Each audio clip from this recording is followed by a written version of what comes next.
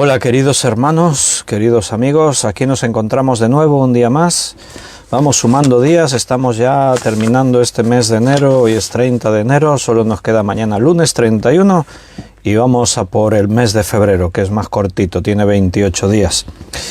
Pero hoy 30 de enero, como domingo, todos los domingos hemos estado ya esta mañana juntos, hemos disfrutado de un tiempo especial, de culto, unidos en nuestro local de reuniones. Qué bueno que éramos mucha gente, estábamos ahí un buen grupo juntos, hermanos que hacía algún tiempo que no nos veíamos por causas de todo esto del COVID. Hay hermanos que hemos ido pasando el COVID, hemos estado días sin vernos, volvemos, otros se van o están en cuarentena en casa y así vamos, pero hoy ya había un buen ambiente, estábamos ahí muchos hermanos. Qué pena que algunos todavía no puedan estar, no podamos estar todos. Pero gracias a Dios vamos hacia adelante. Creo que este mes de febrero va a ser un mes clave en todo esto de la relajación del COVID-19. Y marzo va a ser un buen mes, ya verás cómo sí. Bienvenidos a todos los que os estáis conectando, aquellos que ya estáis preparándoos para escuchar el estudio que nos llevará a la palabra de Dios y ver lo que la Biblia nos dice. Hoy nos toca Romanos, vamos a continuar con la epístola a los Romanos. Estamos en el capítulo 2 de esta epístola. Así que avanzaremos un poquito más en el texto y viendo y escuchando lo que el Señor quiere decirnos. Vamos a hacer una oración para pedirle a Dios que Él nos esté guiando. Padre, estamos agradecidos otro día. Gracias, Señor, porque hoy también nos das la oportunidad de reunirnos en tu nombre. Todos estos hermanos somos hijos tuyos, formamos parte de una iglesia universal, esa iglesia auténtica que tú edificas. Y señal de ello es que tenemos hambre por tu palabra, Señor. Buscamos y lo hacemos cada día, escuchar tu voz. Queremos escucharte, queremos recibir lo que tú tengas que decirnos. Y venimos con un corazón dispuesto, Señor. Y preparados para escuchar lo que nos digas, sea que sean palabras que nos gusten o sean palabras que no nos gusten tanto porque nos estés corrigiendo, pero en cualquier caso sabemos que tus palabras vienen por amor, porque nos amas y porque quieres lo mejor para cada uno. Nos lo has demostrado entregando lo más valioso que tenías a Jesucristo, tu único Hijo. Y como dice el apóstol Pablo, si nos diste lo más valioso, ¿cómo no nos vas a dar juntamente con Él todas las otras cosas? Así que, Señor, venimos con un corazón dispuesto. Te pedimos, Señor, que realmente tú nos utilices, que tú hables a través de mí para que mis hermanos escuchen realmente lo que tú quieres decir, que no sean nuestras ideas, que sea solamente tu palabra la que esté hablando. Y bendice a cada uno y da sabiduría a cada uno para que podamos recibir realmente la palabra que viene de ti. Gracias y te pedimos todo esto en el nombre de nuestro Señor Jesucristo. Amén. Pues bienvenidos, queridos hermanos. Como hemos dicho, hoy es 30 de enero del año 2022. ¿Sabéis lo que pasó un 30 de enero, pero de hace bastante tiempo, del 1847? Pues que una ciudad californiana que se llamaba entonces, en ese 30 de enero de 1847, se le cambió el nombre. Entonces se llamaba Yerba Buena, así como te lo estoy pronunciando yo. No hierba, no, Yerba Buena, así se llamaba la ciudad. Y le cambiaron el nombre. ¿Sabes por qué nombre se lo cambiaron? Esto es preguntas de esas de concurso televisivo, ¿vale? ¿Por qué nombre le cambiaron a la ciudad californiana? Eso ya es una pista. De Yerba Buena en el año, un 30 de enero del año 1847. También un 30 de enero, pero del 1972, esto ya hace menos tiempo, yo ya estaba en este mundo, en Derry, en Irlanda del Norte, hubo un suceso, justo ese 30 de enero también era domingo, y a ese 30 de enero se le denominó el Domingo Sangriento, porque se estaba haciendo una manifestación reclamando derechos civiles y la Armada británica intervino y disparó contra los civiles, contra los manifestantes, y mató a 13 personas y dejó heridas a unas cuantas más. También hoy, 30 de enero, es el cumpleaños del rey Felipe VI. Es el rey de España. Así que si tienes por ahí contacto con él y su WhatsApp, pues le escribes y le felicitas, si quieres. Nació en el año 1968, igual que mi esposa Belén. Tienen la misma edad. Pero nadie me ha respondido. ¿Por qué nombre cambiaron el nombre de la ciudad de Yerbabuena el 30 de enero de 1847? Bueno, pues a partir de ese día ya no se llamó Yerbabuena, se llamó San Francisco, la ciudad californiana de San Francisco, donde está el Golden Gate, donde está la isla de Alcatraz, que fue una prisión muy famosa, etcétera, etcétera. ¿Lo sabíais que antes de San Francisco se llamó Yerbabuena? Bueno, es un nombre bonito para una ciudad Yerbabuena. Lo que pasa es que estamos acostumbrados a escuchar San Francisco, ¿no? El Golden Gate en la ciudad de Yerbabuena. Suena raro. Bueno, ¿tenéis ya la Biblia preparada? Estaba ahí haciendo un poco de tiempo porque así más hermanos ya están conectados y empezamos todos juntos ahí en Romanos capítulo 2. Déjame que mire a los hermanos que han escrito en el chat en directo para corresponder a esos saludos que algunos han escrito por allá. Y a ver quién escribió el primero. Pues fueron la pareja Gabriel y Yolanda, son los primeros que han escrito. Y dicen: buenas noches de nuevo, Víctor y hermanos, Dios bendiga su palabra como esta mañana, bendiciones. Pues eso esperamos, que el Señor nos bendiga en su palabra. Buenas tardes, Luz Bañuelas. Beatriz, buenas noches. Que Dios te bendiga a ti también. Carmen Reyes, buenas noches, bendiciones para ti también. Miguel Torres, bendiciones. Qué bien que podáis estar ahí un día más en la distancia. Juan Bermudo, Dios te bendiga, Juan, bienvenido. Y Yoli Gaby dice: es verdad, Víctor, ya se acaba enero. Ya mismo estamos en Navidad otra vez, ¿sí? Ya verás cómo sí. Ana Rita, bendiciones. Walter Lozada, bendiciones, bienvenidos. Benito, buenas noches. Ana Karina, buenas tardes, bendiciones. Alina, buenas noches, bienvenida. Ahí estamos, un grupo de hermanos preparados. Hay otros que están conectados, aunque no escriben. Algunos no tienen esa costumbre y no pasa nada, evidentemente. Pero sabemos que están por ahí, contamos con cada uno de ellos. Estábamos en Romanos capítulo 2 y habíamos visto hasta el versículo 6. Vamos a recordar estos 6 versículos y avanzaremos en el 7 y 8. Por lo cual eres inexcusable, oh hombre, quienquiera que seas tú que juzgas, pues en lo que juzgas a otro te condenas a ti mismo, porque tú que juzgas haces lo mismo. Mas sabemos que el juicio de Dios contra los que practican tales cosas es según verdad. Y piensas esto, oh hombre, tú que juzgas a los que tal hacen, y haces lo mismo, que tú escaparás del juicio de Dios. ¿O menosprecias las riquezas de su benignidad y paciencia y longanimidad, ignorando que su benignidad te guía al arrepentimiento? Pero por tu dureza y por tu corazón no arrepentido, atesoras para ti mismo ira, para el día de la ira y de la revelación del justo juicio de Dios, el cual pagará a cada uno conforme a sus obras. Hasta ahí habíamos visto el último día. Decíamos que estas palabras van dirigidas ahora a los judíos, y Pablo los está confrontando con esa religiosidad que no es auténtica, no es la verdadera fe, es religión, es prácticas humanas, y los judíos sabían bastante de esto, así que Pablo los confronta en la actitud que ellos tienen de estar dispuestos a juzgar a los demás, a los gentiles, pero sin darse cuenta que de pronto se están juzgando a sí mismos, porque los pecados que pretenden señalar para acusar a los otros, ellos también los practican. Y dice en el versículo 7 y 8, y ahí vamos a seguir: vida eterna a los que perseverando en bien hacer buscan gloria y honra e inmortalidad, pero ira y enojo a los que son contenciosos y no obedecen a la verdad, sino que obedecen a la injusticia. habla de dos clases de personas en estos dos versículos. Los que hacen lo bueno conseguirán la vida eterna, está hablando de una clase de personas, y los que hacen lo malo sufrirán la ira.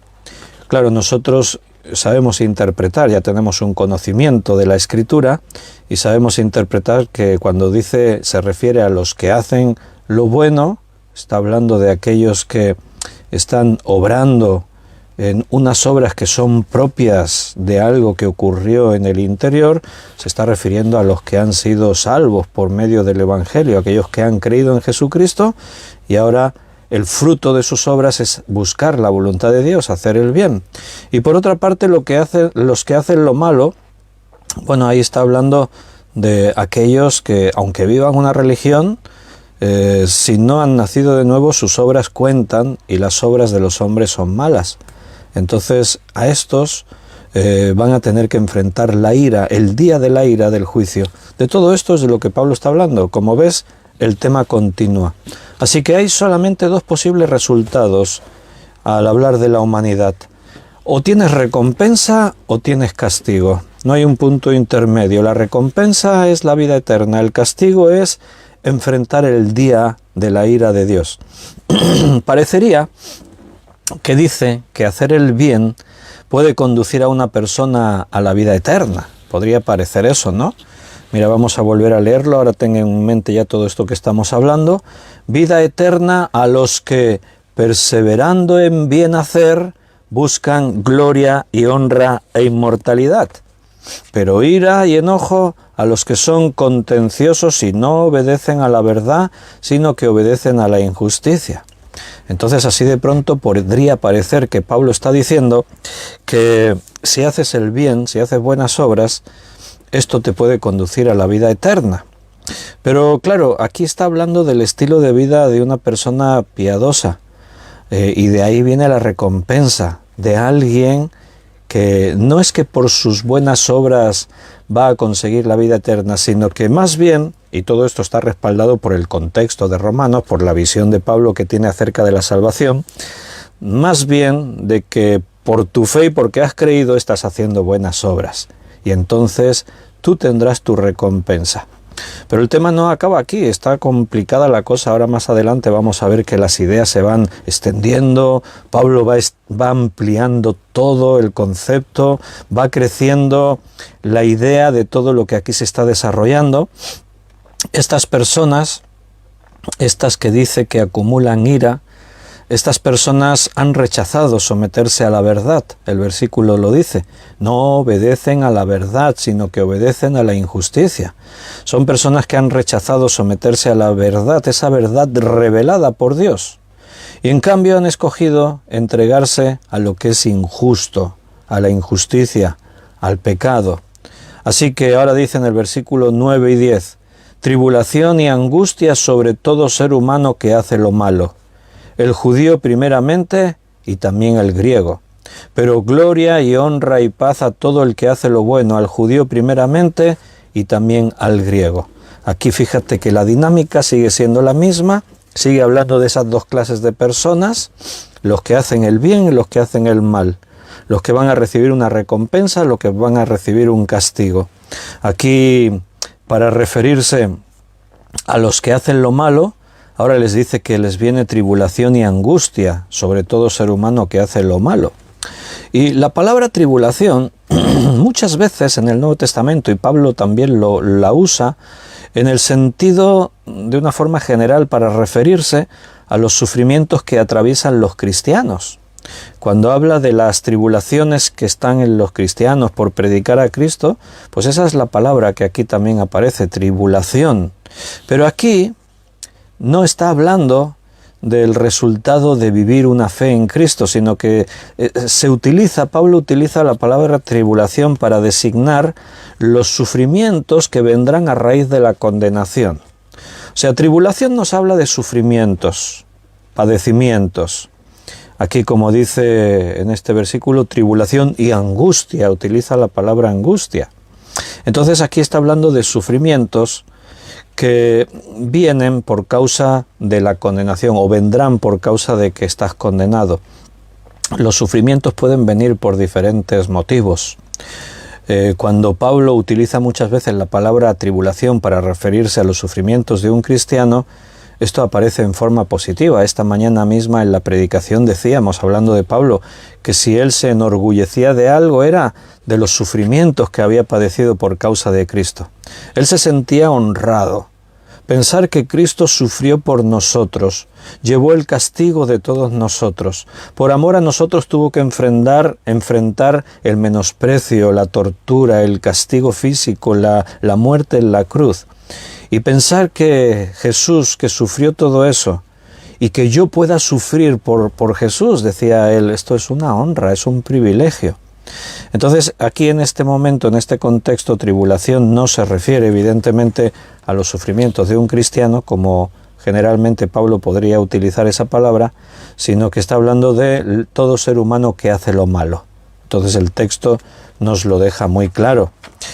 Si te fijas un momentito en segunda carta a los Tesalonicenses, capítulo 1, versículo 6, segunda Tesalonicenses 1:6, porque es justo delante de Dios pagar con tribulación a los que os atribulan, y a vosotros que sois atribulados, daros reposo con nosotros cuando se manifieste el Señor Jesús desde el cielo con los ángeles de su poder. Notas cómo habla de dos clases de tribulación aquí también Pablo. Es justo delante de Dios pagar con tribulación a los que os atribulan. Vosotros que sois atribulados, o sea, la tribulación la puede experimentar cualquier persona. Lo que pasa es que la Biblia resalta cuando la tribulación la sufre un cristiano, porque esa tribulación se vive con honra desde la perspectiva de la fe y sabiendo que está bajo el propósito de Dios. Y cuando somos atribulados en este mundo, aún Dios va a utilizar esa tribulación para nuestro bien. Dios lo va a transformar para que nos sea de bendición. Así que estamos tranquilos, aunque la tribulación nos venga. Ahora, cuando el que es atribulado es el que hace lo malo, o cuando él espera la tribulación que le vendrá, pues ahí no hay sentido, ahí sí que no hay ningún propósito, sino que se está experimentando y se está sufriendo las consecuencias de tus propias obras. Lo que has sembrado es lo que vas a recoger. Y si esa tribulación vendrá en forma de la ira de Dios, pues ya no te cuento, ya no te quiero decir nada. Solamente tener compasión de ti. Versículo 11. Porque no hay acepción de personas para con Dios. Y aquí vuelve Pablo al tema principal de este párrafo que estamos estudiando. Aquí se está mostrando al judío que no hay diferencia entre judíos y gentiles en cuanto a venir delante de Dios. El judío se piensa que porque él nació dentro de un linaje, bajo unas condiciones, la ley y las promesas, por haber nacido así, por formar parte de un pueblo según la sangre, el judío creía que él era mejor que todos los demás y que ya tenía la aprobación delante de Dios. Y el propósito de Pablo en este pasaje, como ya hemos estado viendo y aún continuamos viéndolo, pues es demostrarle a estos judíos que no hay diferencia delante de Dios. Todos los hombres son iguales, hayas nacido de Abraham o hayas nacido como gentil. Da igual que estés bajo la ley o que estés sin ley. No importa tu condición. O sea, lo importante es lo que tú determinas a la hora de creer o no creer. Si tú rechazas a Dios, no tienes excusa, eres inexcusable. No tienes justificación, sea judío o sea gentil. Entonces Dios ante el juicio va a tratar a todos por igual. Recuerda que este versículo, porque no hay acepción de personas para con Dios, aparece dentro de ese contexto y de los 4 últimos versículos que nos hablan del que hace lo bueno, el que hace lo malo, el que vive en una tribulación producto de su maldad, o el que abunda en honra y paz haciendo lo bueno. Dice primeramente el judío, también el griego, pero ahora dice, porque no hay acepción de personas para con Dios. Da igual tu condición, da igual dónde naciste, de qué país eres, de cuál es tu linaje. Dios no va a hacer ninguna acepción de personas. Ante el juicio, Él va a tratar a todos exactamente igual. A Dios le va a dar igual que seas judío. Que tú digas, no, es que yo nací del linaje de Abraham. Sí, pero no veo tu nombre escrito en el libro de la vida. No, pero yo soy hebreo y yo he leído la Biblia desde pequeño. Sí, pero la sangre de Cristo no limpió tus pecados. Entonces no te sirve de nada el linaje, el título, lo que tú creías.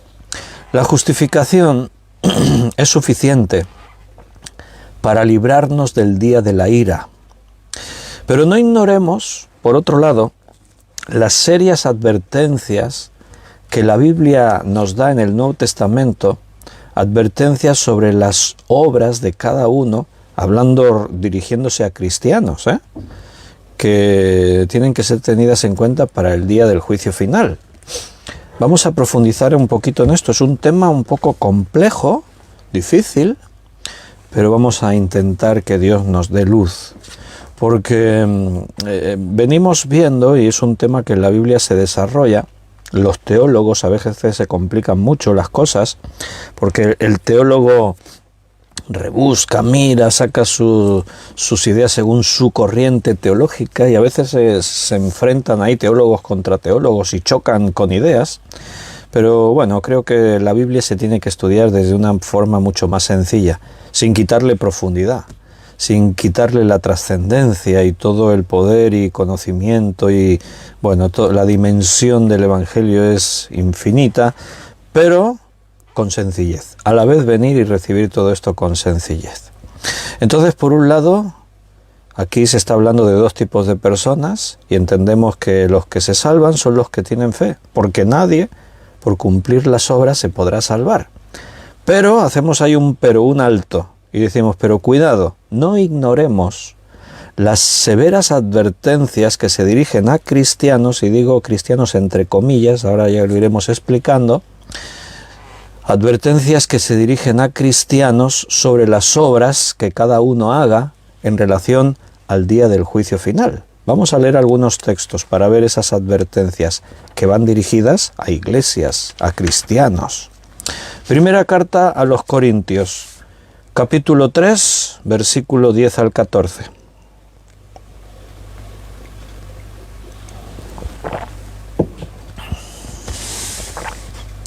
Primera de Corintios 3, del 10 al 14. Conforme a la gracia de Dios que me ha sido dada, yo, como perito arquitecto, puse el fundamento, otro edifica encima. Pero cada uno mire cómo sobreedifica, porque nadie puede poner otro fundamento que el que está puesto, el cual es Jesucristo. Y si sobre este fundamento alguno edificare oro, plata, piedras preciosas, madera, heno, hojarasca, la obra de cada uno se hará manifiesta, porque el día la declarará, pues por el fuego será revelada, y la obra de cada uno cual sea, el fuego la probará. Si permaneciere la obra de alguno que sobreedificó, recibirá recompensa. Notas que habla de recompensa y también hay serias advertencias. Cuidado cómo sobreedificas, porque al final todo va a quedar expuesto. Se va a ver cada uno realmente qué es lo que estaba edificando. O sea, llegará un día en el que se va a declarar, nada hay oculto que no vaya a ser manifiesto, dice la Escritura. Llegará un día en el que va a quedar expuesto todos aquellos que, siendo cristianos, hemos estado edificando en la iglesia. Aquí se está utilizando una figura en cuanto a comparar la iglesia con un edificio. Cristo es el fundamento. Entonces todo tiene que ser edificado sobre Jesucristo. Y dice Pablo, no puede haber otro fundamento que no sea Cristo. O sea, de pronto alguien dice, bueno, sí, pero yo es que el Señor me ha revelado y yo voy a edificar. No, si no partes de Cristo, si todo lo que tú edificas no tiene que ver con Cristo, Si no se sostiene sobre Cristo, olvídate, eso no es del Señor. Y quizás ahora puede parecer que eso es iglesia, que somos creyentes, gloria a Dios, aleluya y tal, pero todo eso va a quedar un día expuesto y Dios va a juzgar si eso realmente se edificó correctamente o era una edificación equivocada. Sobre el fundamento que es Cristo, si tú edificas oro, plata, piedras preciosas, madera, heno, hojarasca, lo que sea, la obra de cada uno se hará manifiesta, porque el día la declarará. Llegará un día en el que quedará manifiesto qué es lo que tú edificaste. Por el fuego será revelada, y la obra de cada uno, cual sea, el fuego la probará. Si es una obra que permanece, entonces recibirá su recompensa. Si eso no se sostiene, no es de Dios, entonces recibirás lo contrario, castigo. Entonces, antes he dicho, no ignoremos las serias advertencias que se dirigen a cristianos, y digo cristianos entre comillas, porque yo creo que en estos textos queda manifiesto. Por eso te decía yo que a veces los teólogos se complican mucho, porque aquí no está hablando de las obras del cristiano verdadero, sino que aquí lo que se está planteando es que hay gente que se llama cristiana, que hay iglesias que tienen el nombre de iglesia, pero en realidad no lo son. Y ese es un tema que está muy desarrollado en el Nuevo Testamento. Los que se dicen ser cristianos y no lo son. Aquellos que tienen apariencia pero no lo son. Entonces las obras de cada uno van a ser manifiestas. Pero eso no nos quita que no tomemos en cuenta estas advertencias, porque esto nos sirve para considerarnos nosotros a nosotros mismos y ver realmente dónde nos encontramos. Lo que no podemos permitir, lo que tú no puedes permitir es vivir en una mentira. Que tú creas que eres aquí la estrella y serás recibida en los cielos con pancartas y con la banda de música, y que después llegues allí y el Señor te diga: al fuego eterno no te conozco. No, eso es lo que no nos podemos permitir el lujo. Que nuestras obras realmente sean probadas por fuego y salgan aprobadas. Ahí es donde tenemos que tener la seguridad. Segunda de Corintios 5:10. Porque es necesario que todos nosotros compadezcamos ante el tribunal de Cristo. Y fíjate que Pablo aquí se incluye, nosotros, todos nosotros, para que cada uno reciba según lo que haya hecho mientras estaba en el cuerpo, sea bueno o sea malo. Y aquí pues a lo mejor esto ya es más preocupante, porque Pablo está hablando a los creyentes y él mismo se incluye. Es necesario que todos nosotros, todos los creyentes, ¿cuáles todos?, compadezcamos ante el tribunal de Cristo. Hace un par de domingos predicamos y hablamos de este texto. Leímos estos versículos. Y en la predicación pues el Señor nos habló y dejamos claro que todos tendremos que enfrentar el juicio. Todos. Solo que algunos vamos al juicio tranquilos, porque sabemos que el Señor ya abogó por nosotros, el Señor murió por nuestros pecados. Entonces enfrentamos el juicio sabiendo que el resultado será que seremos declarados justos. Ya hemos sido declarados justos. Pero aquí habla de obras, para que cada uno reciba según lo que haya hecho mientras estaba en el cuerpo, sea bueno o sea malo. Mientras estaba en el cuerpo no se refiere a la iglesia, habla del cuerpo, de tu vida. Mientras has estado en esta vida, has estado haciendo obras. Habrás hecho cosas buenas y habrás hecho cosas malas. Ante el tribunal de Cristo, cada uno tendrá que recibir según lo que haya hecho, sea bueno o sea malo. Son advertencias que van dirigidas también a los cristianos. Todos nosotros compadeceremos ante el tribunal de Cristo. La Biblia habla de recompensas. Y eso es algo que tenemos que entender bien, porque es fácil entenderlo. Todos nosotros tenemos el principio de lo que es justo, y todos sabemos que no sería justo que un día, ante la presencia de Dios, todos reciban la misma recompensa. Una cosa es la salvación, eso no estoy hablando de la salvación. Si eres hijo, eres salvo. Hablamos de recompensas, y la Biblia habla de recompensas, de coronas, de premios. Porque es lógico entender que un hombre como Pablo, por ejemplo, que desde que conoció a Cristo, lo único que hizo fue vivir para Cristo y predicar el Evangelio. No hizo nada para sí mismo, no buscó su comodidad, no trató de llevar una vida apacible, entretenida, disfrutar del mundo, no hizo nada de eso. Vivió todos los días de su vida para Jesús, se desgastó por predicar a Cristo.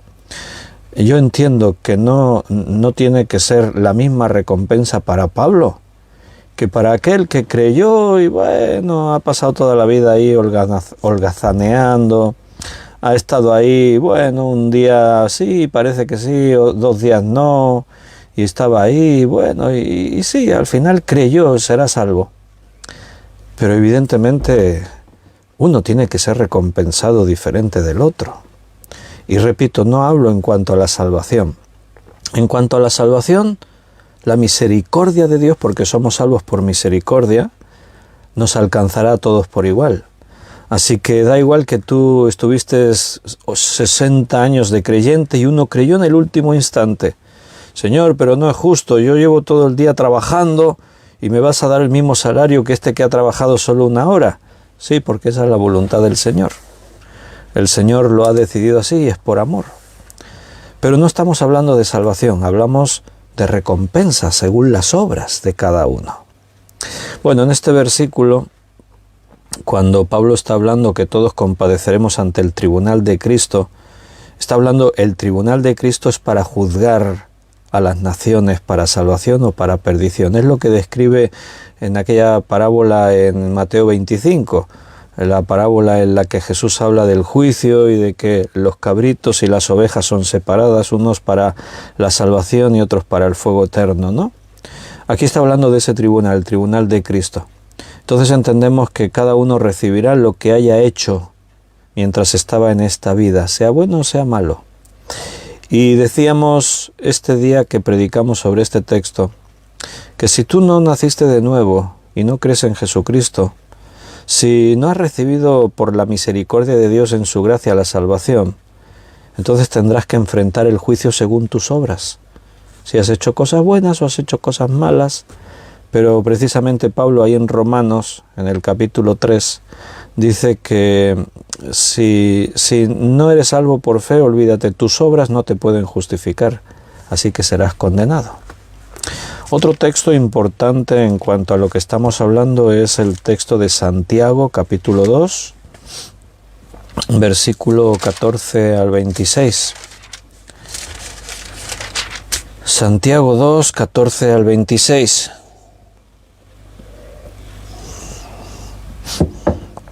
Hermanos míos, ¿de qué aprovechará si alguno dice que tiene fe y no tiene obras? ¿Podrá la fe salvarle? Y si un hermano o una hermana están desnudos y tienen necesidad del mantenimiento de cada día, y alguno de vosotros les dice, id en paz, calentaos y saciaos, pero no les dais las cosas que son necesarias para el cuerpo, ¿de qué aprovecha? Así también la fe, si no tiene obras, es muerta en sí misma. Pero alguno dirá, tú tienes fe y yo tengo obras, muéstrame tu fe sin tus obras, y yo te mostraré mi fe por mis obras. Tú crees que Dios es uno, bien haces, también los demonios creen y tiemblan. Mas, ¿quieres saber, hombre vano, que la fe sin obras es muerta? ¿No fue justificado por las obras Abraham nuestro padre cuando ofreció a su hijo Isaac sobre el altar? ¿No ves que la fe actuó juntamente con sus obras y que la fe se perfeccionó por las obras? Y se cumplió la escritura que dice, Abraham creyó a Dios y le fue contado por justicia. Y fue llamado amigo de Dios. Como veis, pues, que el hombre es justificado por las obras y no solamente por la fe. Asimismo, también Rahab, la ramera, no fue justificada por obras cuando recibió a los mensajeros y los envió por otro camino. Porque como el cuerpo sin espíritu está muerto, así también la fe sin obras está muerta. Bien, al decir que tenemos que considerar todas las advertencias que hay en la Escritura sobre las obras relacionadas con el día del juicio final, tenemos que considerar esos textos. Entonces nos damos cuenta de una cosa, y Santiago, este texto es realmente clave para entender todo eso. Porque podría parecer que Pablo y Santiago se contradicen, pero no se contradicen, simplemente uno está haciendo más énfasis en un punto y el otro en otro. Pablo está tratando de demostrar que la salvación es por fe y las obras no tienen que ver a la hora de salvarte. Y Santiago está haciendo el énfasis en que si tú dices que has creído, si tú dices Dios es uno, bien dices, bien naces, pero cuidado, también los demonios creen y tiemblan. O sea, una cosa es tener fe, pero se puede tener fe de diferentes maneras. De hecho, toda persona religiosa tiene fe. En todas las religiones hay fe. Hasta los ateos tienen fe para decir que Dios no existe y creer en otras cosas. También creen en otras cosas. Pero lo que Santiago está haciendo es énfasis en que si tu fe es genuina, si es auténtica, esa fe se va a demostrar por tus obras. Porque ninguno que diga yo tengo fe y resulta que sus obras sean malas, esa persona no es salva. Y la manifestación de que no es salvo son sus obras. Pero no se salva por sus obras. Recuerda que el propio Santiago dice, y creyó Abraham a Dios y le fue contado por justicia. Pero él está diciendo, pero Abraham confirmó su fe, demostró que su fe era auténtica por sus obras, porque cuando Dios le dijo, ofréceme a Isaac, él estuvo dispuesto. Y así quedó manifestada su justificación. Es un texto profundo el de Santiago, pero leyendo entre líneas y estudiándolo en profundidad, descubres todo esto que yo os estoy diciendo. Si alguno dice, yo tengo fe, pero resulta que ve a su hermano o hermana desnudo, no tienen para vestirse, no tienen para comer todos los días, y este hermano que los está viendo ahí en necesidad, les dice, Dios te bendiga, hermano, ves en paz, pero no le ayudas, no dices, ay hermano, ¿en qué te puedo ayudar? Entonces dice que la fe está muerta. Esa fe no es auténtica. La fe, si no tiene obras, es muerta en sí misma. Por eso tenemos que prestar atención a todos estos textos que nos advierten acerca de las obras y son palabras dirigidas a cristianos. Porque, mira hermanos, en los cielos va a haber muchas sorpresas. El día del juicio habrá muchas sorpresas. El día del arrebatamiento, si nos pilla así vivos, habrá muchas sorpresas. Habrá muchos por ahí que de pronto escucharán en las noticias o ellos mismos lo verán con sus ojos, que hay millones de personas desapareciendo en todo el mundo, sin saber por qué, se están desvaneciendo. Y tardará unos segundos en comprender y darse cuenta y decir, Señor, esto es el arrebatamiento. ¿Y yo por qué no me fui? Va a haber sorpresas. Va a haber más de uno que diga, Señor, ¿y yo por qué estoy aquí todavía? ¿Cómo es que no me fui? Si yo era miembro de esta iglesia, si yo traía mis ofrendas y yo levantaba mis oraciones y me escuchaban los demás orando ahí, oraba bien bonito. Y yo he leído mucha Biblia y yo, sí, no, pero no te convertiste de verdad, no estuviste dispuesto a negarte a ti mismo, no me pusiste a mí en el primer lugar en tu vida. Tenías fe, sí, pero era una fe religiosa. Cuando yo veo a la gente devota hacia una imagen, veo que tienen fe. Cuando yo veo a los musulmanes que todos los días, varias veces se inclinan hacia la Meca y recitan sus oraciones, yo veo que tienen fe. Cuando yo veo a cualquier persona que practica cualquier tipo de religión, yo veo a los testigos de Jehová empeñándose tanto en convencer a gente, yo veo que tienen fe, pero no tienen la fe verdadera en Jesucristo. Creen según su propio entendimiento, en sus propias cosas, y la fe no es enfocada hacia cualquier cosa, no es verdadera. ¿Qué comparación más buena hace Santiago? También los demonios creen. No hay ningún demonio ateo, te lo garantizo, porque todos conocen a Dios, todos saben quién es Dios, pero la fe que tienen no les salva. Entonces aquí es donde tenemos que ser serios con nosotros mismos y ver dónde estamos. Si yo te pregunto, ¿por qué crees que eres salvo? Tu respuesta tiene que ser la buena, la auténtica. Si tu respuesta es porque yo nací en una familia cristiana, porque soy pastor, porque soy miembro de una iglesia, porque hago buenas obras, etc., entonces ahí hay dudas. Pero si tu respuesta es auténtica, sincera, genuina, porque yo me he arrepentido de mis pecados, yo ya no quiero volver a pecar más. Yo he reconocido que Jesucristo murió por mí en la cruz, he creído en Él y quiero el cambio que Él me ofrece en mi vida. Nacer de nuevo, ser una nueva criatura, vivir ahora para Cristo. Yo sé que soy salvo porque el Señor me dio el Espíritu Santo y ahora mi mayor pasión, mi mayor objetivo es hacer su voluntad. Por eso estoy aquí todos los días escuchando la palabra, porque sé que es lo que Dios quiere. Entonces ahí es donde todos tenemos que confrontarnos con la Biblia y saber dónde estamos y considerar esas advertencias que la Biblia nos habla acerca de las obras. Observa tus obras y mira a ver qué. Y cuidado, no te engañes, porque los fariseos se engañaban, miraban sus obras y decían, mis obras son buenas. Yo todos los días voy a la sinagoga, yo todos los días hago mis oraciones, yo doy mis ofrendas todos los días, yo no soy como estos pecadores.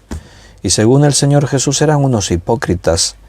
Por fuera parecían blancos y por dentro estaban llenos de podedumbre. Se engañaban a sí mismos. Aparecían religiosos y con una apariencia respetable. Y lo más grave que hicieron fue precisamente rechazar al Mesías, al Rey de Gloria. Rechazar el único camino a la salvación. Fíjate. Vuelvo a Romanos, estamos ahí en el capítulo 2. Comenzamos una división nueva, un párrafo nuevo, del versículo 12 al 16, lo podríamos titular algo así como el juicio de la ley.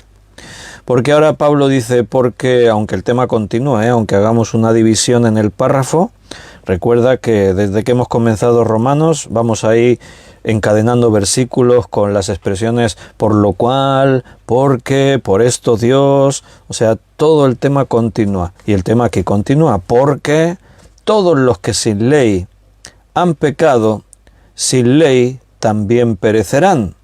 Y todos los que bajo la ley han pecado, por la ley serán juzgados. ¿Y qué quiere decir aquí Pablo con eso? A veces se ha utilizado este versículo para decir, ¿y qué pasa con una persona que vive en el Amazonas, que nunca ha escuchado la predicación del Evangelio? Y yo a veces he escuchado que se usa este versículo. No, porque ahí Pablo dijo que los que sin ley viven sin ley serán juzgados. Entonces esa persona no conocía la ley, no estaba bajo la ley, y por lo tanto será juzgado de otra forma, sin la ley. Pero eso no es lo que dice el versículo. Entre otras cosas porque todo ser humano, esté donde esté, está bajo la ley. Todo ser humano. Hay una ley que quedó escrita en papel, pero hay una ley que Dios escribió en el corazón de todo hombre, de todo ser humano. Ahí en tu corazón Dios escribió la ley. La ley no se escribió hasta los tiempos de Moisés. En el libro de Levítico está recogida la ley. Pero antes de Moisés y del Levítico, la humanidad albergó a millones y millones y millones de personas. De hecho, en ese periodo, la primera parte de la humanidad fueron juzgados en el diluvio y fueron condenados. ¿Y cómo fueron condenados? ¿Por qué se hablaba de los pecados de estos si no estaba escrita la ley? Porque en el corazón de los hombres la ley sí estaba escrita. Nada más comenzar la humanidad, Caín mató a su hermano Abel. ¿Estaba escrito en algún sitio que dijese no matarás? No, en papel no estaba escrito. Pero Caín supo perfectamente que lo que había hecho era pecado. Cuando Dios lo llamó y le preguntó ¿dónde está tu hermano?, él se excusó, quiso evadir la realidad. Le respondió a Dios, y yo qué sé, ¿soy yo acaso guardián de mi hermano? Le mintió a Dios. Entonces, la ley siempre ha estado escrita en el corazón del hombre. Allí donde quiera que tú te vayas, aunque sea alguien que está allí en mitad de la selva amazónica, esa persona sabe lo que es el bien y lo que es el mal. Alguno dirá, sí, pero hay algunas tribus que tienen costumbres que ellos dan por hechos buenos, cosas que para nosotros son malas. Hay tribus que en sus costumbres tienen actitudes pecaminosas. Sí, no, pero eso es una cosa. Eso es lo que hoy en día también se está haciendo, o no se hace eso hoy, que los hombres a lo malo le llaman bueno. No ocurre hoy en día que en la sociedad hay leyes que reconocen aptitudes, prácticas y cosas que son pecado, pero la ley dice, está permitido, se puede hacer. Pero en el fondo, el hombre, el ser humano sabe que eso que está practicando es pecado, es malo. Aunque él dé por sentado de que eso es bueno. Otra cosa es que la conciencia con el tiempo se va endureciendo. Y las personas ya no le prestan atención a su remordimiento. Los remordimientos ya van desapareciendo. Pero eso no es un motivo para justificarse. Es que como no lo sabía, no, sí lo sabías. El ser humano tiene dentro de sí la esencia de saber distinguir entre el bien y el mal. Aquí Pablo se está refiriendo a otra cosa. ¿Por qué? Porque estamos en un contexto y no podemos sacar ahora fuera de todo lo que se está diciendo un versículo y darle el sentido que nosotros querramos. Eso es hermenéutica, son leyes de la hermenéutica bíblica. Entonces estas palabras están dentro de un contexto. Entonces, ¿a quién se refiere ahí? Cuando dice, porque todos los que sin ley han pecado, sin ley también perecerán, y todos los que bajo la ley han pecado, por la ley serán juzgados. ¿De quiénes estamos hablando aquí hasta ahora? En el contexto de quiénes está hablando. Ahora no nos podemos inventar otras personas nuevas. Estamos en un contexto. ¿De quiénes? ¿Quiénes son los que pecan sin estar bajo la ley? Los gentiles. ¿Y quiénes son los que pecan estando bajo la ley? Los judíos. ¿Acaso no está hablando Pablo de eso todo el rato? De los judíos y los gentiles que habiendo tenido la revelación de que Dios existe, negaron la existencia de Dios, se hicieron sus propios dioses, no tienen excusa, están pecando, no están bajo la ley porque el concepto ley es lo que Dios le da a su pueblo a través de Moisés. Este es el lenguaje de aquí del pasaje. Estar bajo la ley es una forma de identificar al pueblo de Israel, al pueblo de Dios. Los que están en la ley, así en el Nuevo Testamento se habla muchas veces, los que estaban, a veces se utiliza incluso la expresión el yugo de la ley, se refiere a los judíos. Los que están fuera de la ley se refiere a los gentiles. Pero aquí, fíjate que queda claro que en ambos casos todos pecan. Los que están sin ley pecan, los que están bajo la ley pecan también.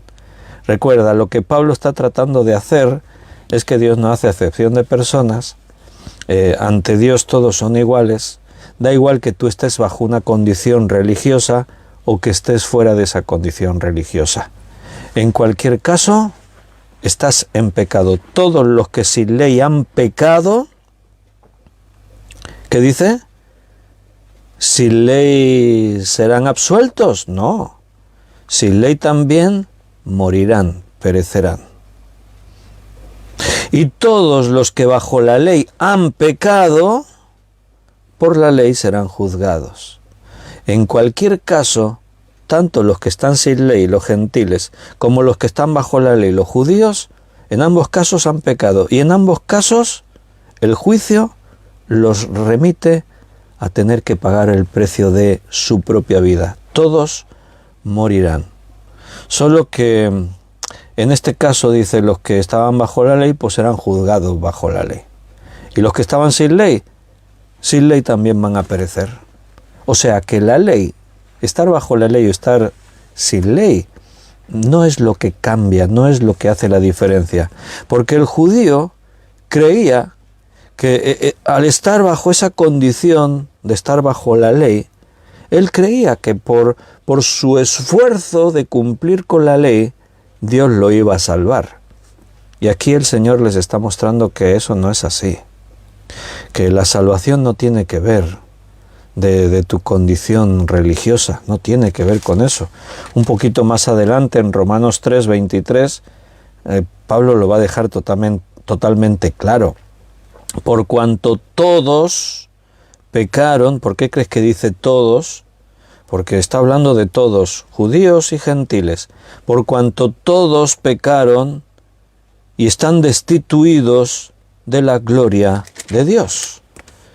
Todos tienen que enfrentar el juicio, y si enfrentas el juicio según tus obras, da igual tu condición religiosa, si estabas bajo la ley o estabas sin ley, da igual, vas a tener que rendir delante de Dios cuentas, y la única sentencia posible por tus obras es la muerte. Los que sin ley han vivido, así van a morir. Los que bajo la ley estaban, así van a ser juzgados, y la paga del pecado es muerte. Versículo 13, porque, nota que sigue el tema, porque no son los oidores de la ley los justos ante Dios, sino los hacedores de la ley serán justificados. O sea, los oidores de la ley no son los que se justifican. Mira, tú puedes, como cristiano incluso, como miembro de una iglesia, como religioso, tú puedes leer la Biblia, tú puedes escuchar la Biblia, tú puedes estudiar la Biblia, pero eso no te salva. Lo que te salvaría es si cumples toda la Biblia. Porque no son los oidores de la ley los justos ante Dios. Y los judíos saben muy bien de lo que estaba hablando Pablo, porque ellos se reunían todos los días en las sinagogas y recitaban la ley. La leían y la releían, y en sus casas la leían y la releían, se la sabían de memoria. Pero no por hacer eso eres justo. No, eso no te justifica. Sino los hacedores de la ley serán justificados. Y es la primera vez que aparece la palabra justificar, el término justificar. Se había hablado de justo. ¿Quién es justo? 1:17, capítulo 1, versículo 17, más el justo por la fe vivirá. Pero el término justificar es la primera vez que aparece aquí en Romanos. Y aquí dice que solamente los que cumplan con toda la ley serán justificados. Ahora bien, cuando un judío está escuchando esto, él es consciente de que él no ha cumplido con toda la ley. Ha podido cumplir con una parte de la ley. Pero si tú cumples solo con una parte de la ley, ya no puedes ser justificado, porque un solo pecado transgrede toda la ley. Entonces aquí tienes un problema, que es lo que Pablo le quiere transmitir a los religiosos, a los judíos. El judío cree que por haber nacido judío y estar bajo la condición de la ley, es que yo recibí la ley de Moisés y yo intento cumplir con la ley. Sí, pero tú sabes que porque tú estés en parte, los oidores, porque tú escuches, porque tú la leas, porque tú la estudies, eso no te salva, no te hace justo.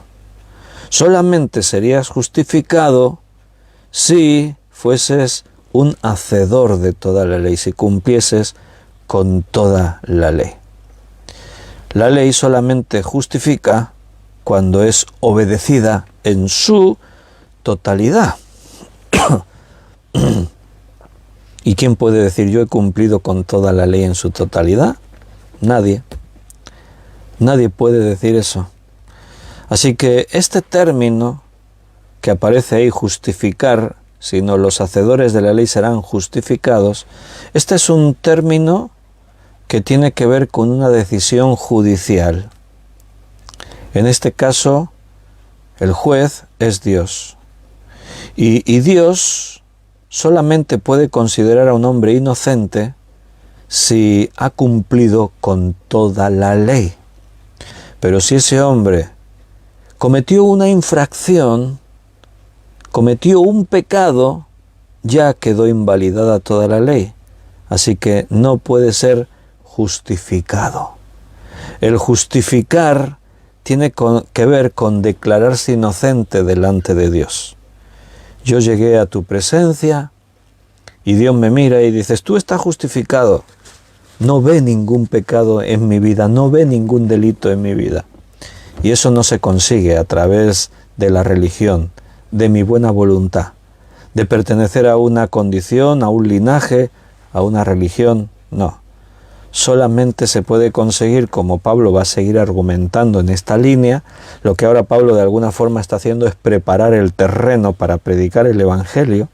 Ahora Pablo está abriendo los ojos a los gentiles que han rechazado a Dios y a los judíos que creen que ya lo tienen todo hecho, para llevarlos a ese punto, que ya lo veremos más adelante, en el que Pablo los va a confrontar con el verdadero mensaje de Dios que nos lleva a la salvación, las buenas noticias, el Evangelio.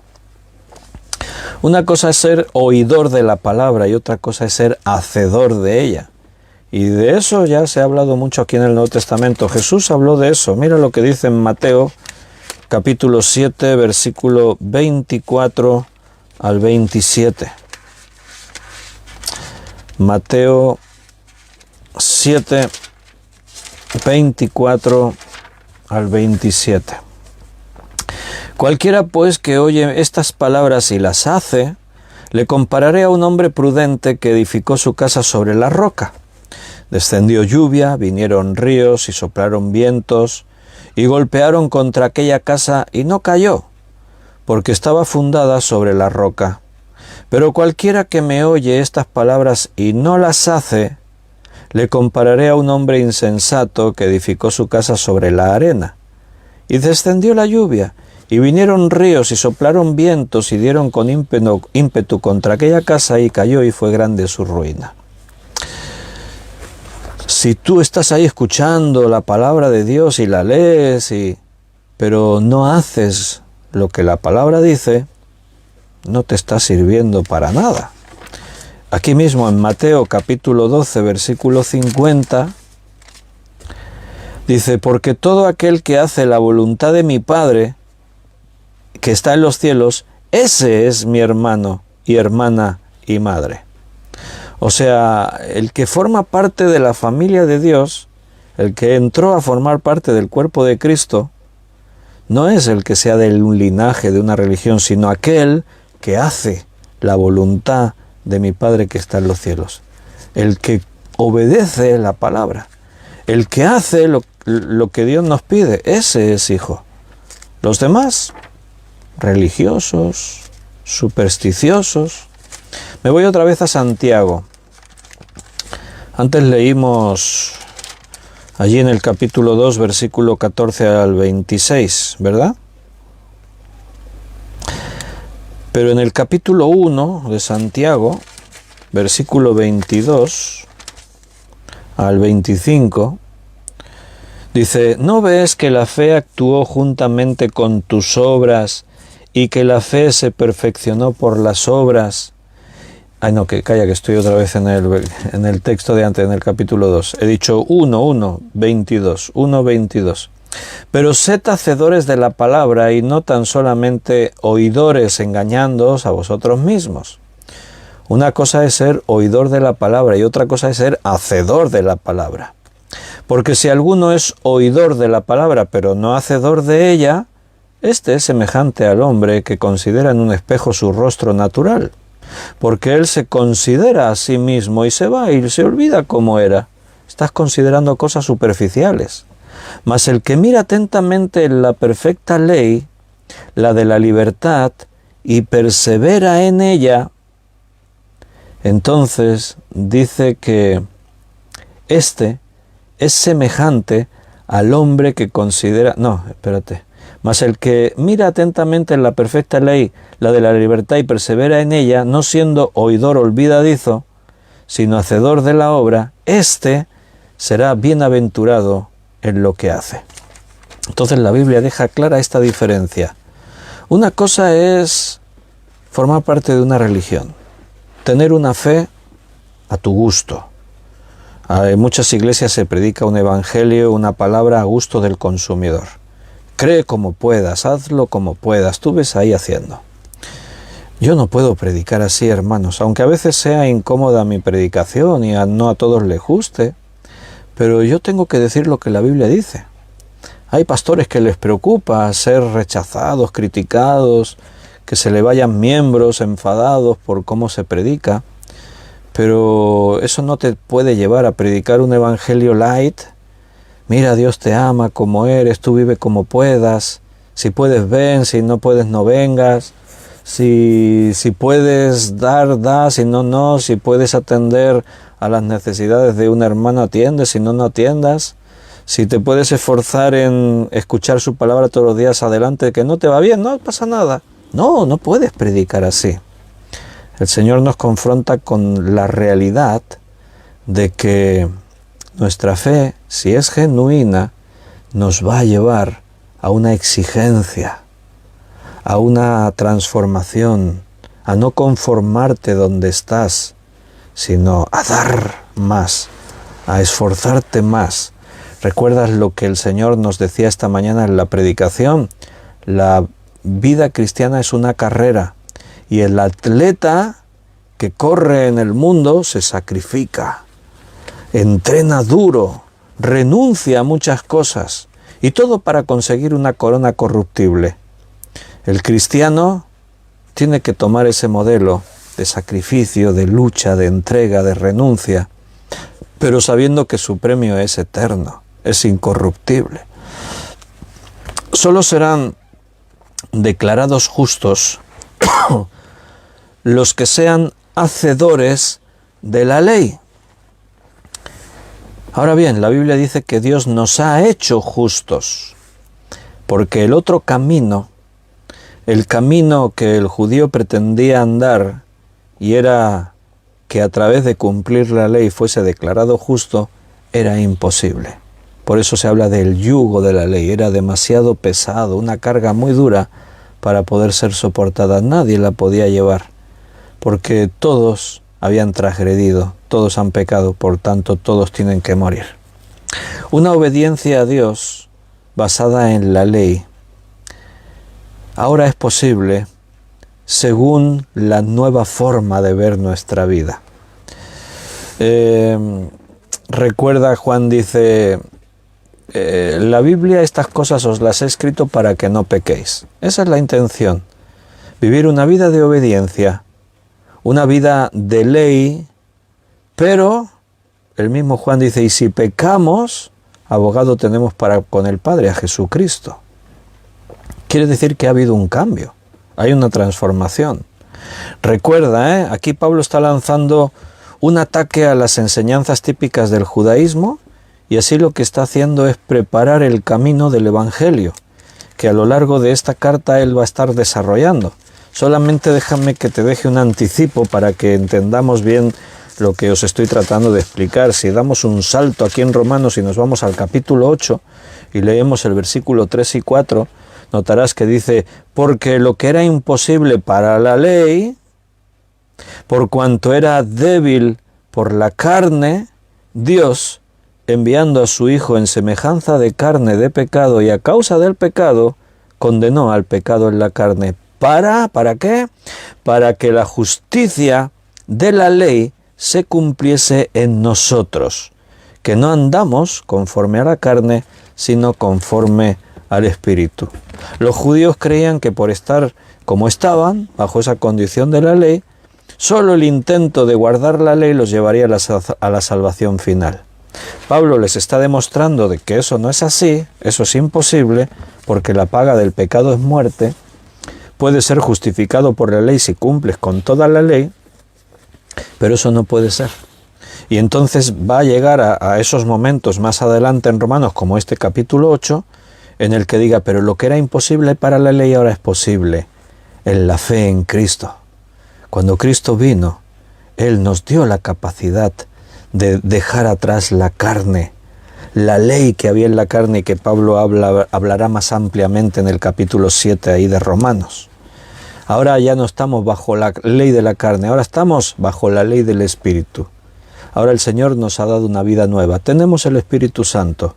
Ahora tenemos la capacidad de hacer buenas obras. Y ahí volveríamos otra vez a Santiago. Si nuestra fe es genuina, se va a notar en nuestras buenas obras. Y eso no quiere decir que ya somos perfectos y que no pecamos. No, si pecamos, abogado tenemos para con el Padre, a Jesucristo. Pero ya no somos fábricas de pecados. Ya no practicamos el pecado. Ahora nuestras obras son propias de nuestra fe. Y ahí lo dejamos por esta noche. Se nos ha cumplido nuestro horario, ya estamos ahí pasadas las 10 de la noche, así que lo tenemos que dejar ahí y despedirnos.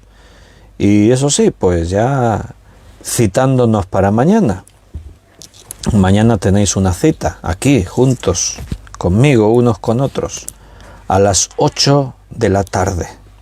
Si Dios lo permite, si Dios quiere, yo estaré aquí. Y espero que vosotros también podáis y nos podamos ver. Mañana, lunes 31 de enero, nos reunimos otra vez alrededor de la palabra del Señor y vamos a ver lo que Dios nos quiere decir. Amén, hermanos. Que Dios os bendiga, que Dios os cuide. Os amo con el amor del Señor. Estaré impaciente mañana en poder volver a veros. Hasta mañana.